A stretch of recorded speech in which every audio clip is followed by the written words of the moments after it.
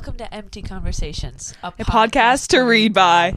I'm Michelle. And I'm Tila. And today we're talking about The Starless Sea by Erin Morgenstern. And Daring Greatly by Brené Brown. Let's get started.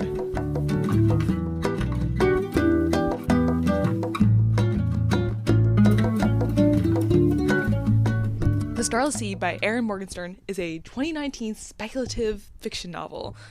And can I just say, it's very good. Okay, so it follows this guy whose name I forgot. And the thing is, he finds this book in the library. It's very weird. It's called The Starless Sea. You know, the book we're reading. Very meta, yeah. Very meta. And, so he gets this book, and, I don't know, he starts reading it. And it tells a story about this, secret society that's basically, analyzing books and, writing down these stories. And there's a lot of, bee imagery for some reason. Huh. B-movie. And so he has this book, and then he's, reading it, and then tells a story about, the son of a fortune teller. Which he goes, that's weird, because he's the son of a fortune teller. Ooh. And it tells this memory of, this door that he didn't open, that was, painted on. And, so it was, tell a story of, his memory of his from when he's, 10 or something. Yeah. And he's just whoa, why is this memory that I've, never told anyone in this book that's, ancient? Because it's, 100 years old or something. So he's, trying to find out, the mystery behind this book, what's going on with it. And then he gets sort of involved in this whole, secret conspiracy and, the secret society.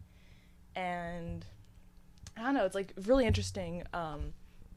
It sort of alternates between, chapters from the book and then, sort of, actual, prose where, he's discovering things about the secret society. Right.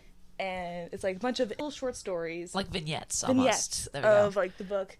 And they sort of, tell, they all sort of, resolve into a... I should have written this down beforehand. Note for next time. Sort of resolve into just, I don't know, all these different, little moments. And, there's a story about, the sun and moon. And then later we meet the sun and moon as, people. Right. So it's kind of, predicting the future, sort of. And we're sort of meeting these characters. And we don't realize that these characters that we know are actually related to each other until later. So it's a lot of, foreshadowing stuff that just, mystery. All makes mystery and makes sense in hindsight. Nice. Yeah. It's a really good book. A bunch of, gay people, swords. Ringing endorsement. What genre of book is it? It's, fiction, fantasies. I wouldn't really say sci-fi because it's, It's more it's set on Earth. Right. But, So, it could be an Earth, but, Speculative. Speculative. Why do I say speculative fiction? It's such an addiction. I love that episode of Phineas and Ferb. Best episode. That was my favorite one. All those good songs. The whole premise of the episode is that it's just this one random guy that is not present in any of the other episodes for the rest of the series. It's just some truck driver, and then he drives around the city interacting with the main characters while... What's that main band? Love Handle? Love Handle. Sings him theme songs for his whole day. It's so great. It's such a weird episode, but it's one of the best ones. Okay, I'm going to have to rewatch that. I don't remember that episode. It's great. It's so good. It's a great episode. What other questions can we ask? Let's see. Yeah, I read it last year for a book club and literally changed my life.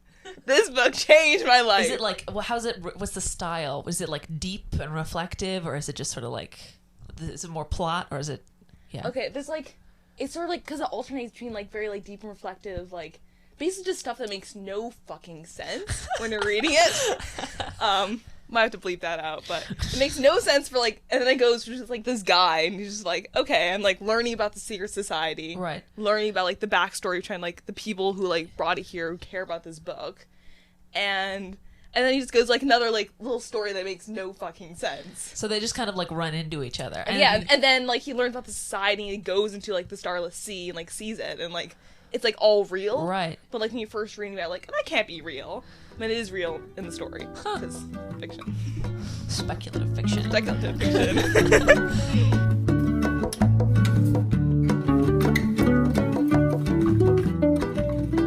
So to take a quick break in between our book discussions, I got this board game recently, card game called We're Not Really Strangers. It's essentially a set of questions that you are meant to ask people you know, and I thought it'd be a really fun, I don't know, way to get to know each other. And there's a lot of questions about books in there as well, so we'll see what happens. Perfect for us. What character would Michelle play in a movie? Would I play in a movie? Yeah.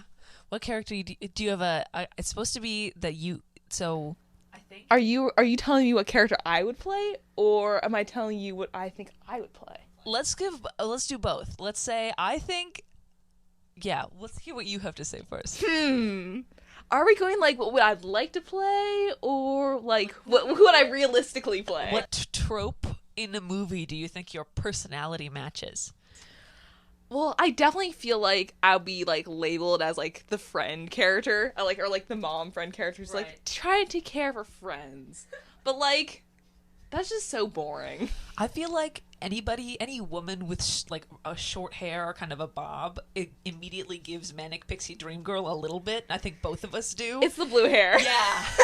And yeah. It's the blue hair, but it's the very specific like short bob haircut that really like screams I'm like Manic Pixie Dream Girl. Okay. So I think maybe if you were gonna like typecast, it would be that. And you know. But there's also like I don't know. Oh, I think you're right. It would probably be like a mom friend character or someone trying to be like really responsible. We love the anxiety, depression that comes into that. Yeah, I think that's what it would be. I think that's a pretty good thing. Okay, let's look for a question for me. Oh, this is a fun one. What does my iPhone wallpaper tell you about me? This is my phone wallpaper. I will tell you what it is after so maybe describe it, and then I'll give you literally what it is. It's a building. Looks like some sort of cathedral, because there's like some Gothic architecture and like a tower. I don't know, like there's a bunch of people taking a photo of the same like background. It was in a big crowd. There were a lot of tourists. There's a lot of tourists, and like you literally see their phones in the picture of them taking photos of these buildings. So what does it say about me? You like to travel, I guess. No. This is very popular things. So I guess you're a normie. Yes. This is a photo of the like Grand Square in Brussels, Belgium. They have like a light show in the summer, and it was like a once in a lifetime thing to see it, which is why I took the photo even though I knew there were going to be people recording it. So there's like a light show going on. I have a couple different photos. It's very pretty. There's like pink and like red lighting. Yes. And, like, blue sky. This one I think had the best color scheme. I have other photos of it in like green where there's like light streaks and stuff like that. Also like this was cool. Like pink and red, and like blue. Best color scheme. Like yeah, nice. It's great. The best. Simply.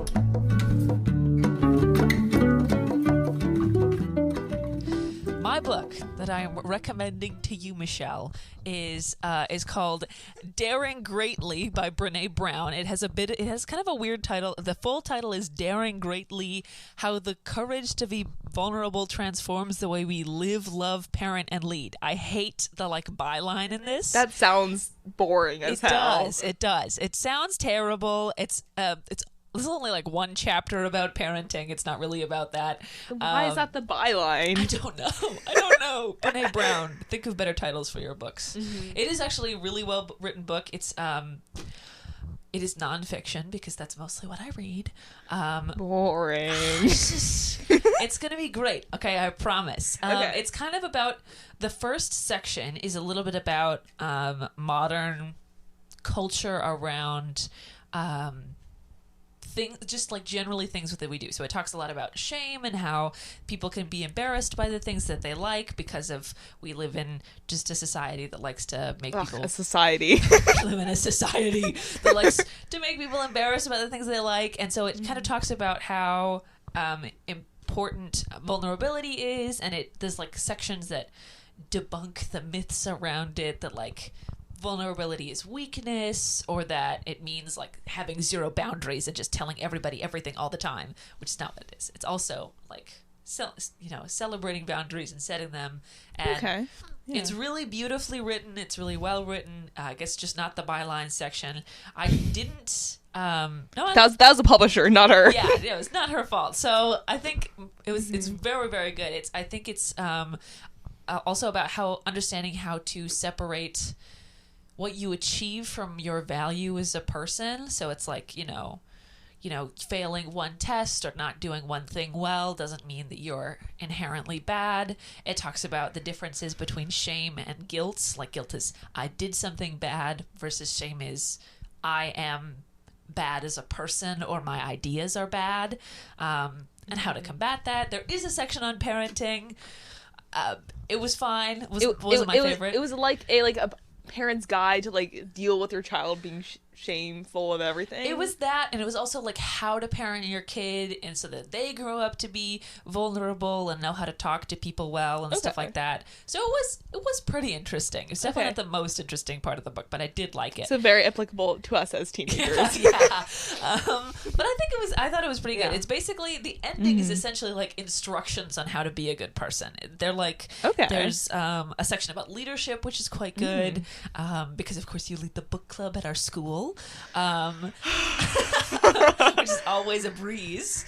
God, I hate emails. And it's a really fun read. I think it's like she's writing about serious stuff, but she's also like having a good time, and she's quite funny. And in the end, I think it's not really a book about winning or losing or anything. It's about like the courage to be vulnerable. And like, especially because we live in a world where people feel ashamed to like share their ideas or share what they like. So it's about combating that and, having the courage to show up and let yourself be seen. And I don't know, it was a really, really interesting book. I read it, I want to say mid-pandemic. Yeah, when I was like 15, because a YouTuber that I really like recommended it, actually. Oh, who? Her name's Maddie Drosbeck. She's super cool. Oh, yeah, you recommended her to me. Yes, she's great. I've been watching her for a really long time. She's amazing, and everybody should watch her. And it's great. It's a beautifully written book, and I think it really changed my perspective on a lot of things. And it's really good. Ooh. Okay. We'll be back next week with our reviews of the books and then new books to read to each other, and we'll discuss. And that episode will be longer than this one because we'll have things to say about the books we've read. But because this is our first episode, we haven't read anything yet. So we'll have more talk about next week. Yes. All right. We have another. This is a question for Michelle. Actually, here. This is a question from me to Michelle. I don't know how to phrase this, but what do your shoes tell me about you? What do your shoes tell me about you? You wear a lot of Doc Martens. You wear exclusively Doc Martens, basically. I have other shoes. I just don't wear them. I don't remember ever seeing them. You got new laces recently. You tied them in a very fancy way that is very complicated. I would like to say that those aren't new. I just haven't worn them. They've been somewhere that I lost track of. In your closet for a while. I think in a drawer somewhere. Yeah, but I think your shoes tell me that you like Doc Martens. But also, I don't know, they're like a great everyday shoe, and they're just kind of something that goes with every outfit. They're like great. Yeah, they're very practical. That's why I changed the laces. Yes. To change it up. That's a radical change for you. Radical change the laces. Okay, here. It matched my pink jacket better. That's true. It does. That's why I changed it. Here is your question for me. So we kind of switched around. My question to you is: Do you think I intimidate others? No, or do you think I intimidate others? There we go. Do you think that you intimidate others, do Tila? I think, why or why not? I think maybe I do. I think part of it is yes. sort of God, I'm gonna come here to be attacked. Okay. I think part of it is just that I'm kind of tall. I'm not that tall. I'm about 5'9", but tall enough. And then also partly that I talk really loud all the time, and I'm really, shall we say, uninhibited. And that does not mean that I'm like, your shirt's ugly every day, but I'm like, I've been hurt so much, Tila. Yeah, I'm super cruel and I'm a movie villain. But what's weird is I feel like I don't look that intimidating. Like, people will come up and talk to me in public pretty regularly and ask for directions and stuff like that. So I really think it is about speaking voice and the way I talk. people find me a little scary. Can I answer this question for you? Yes, go ahead. Tila, you have teacher vibes way too often. You have the shoes that click across the halls. I do have really loud shoes. That just like, it's like kind of horrifying hearing. They're a lot. People can hear me coming down the hallway. It's kind of intense. Yeah. But also, like, I don't know, like, you know what you're about, and you're not about to compromise for anyone, which is a really great quality, but also terrifies people who are insecure about themselves. That's probably true, but thank you. Oh my god. Well, that was a really fun episode to record. We'll see everybody next week. See you next week. Bye. Bye-bye.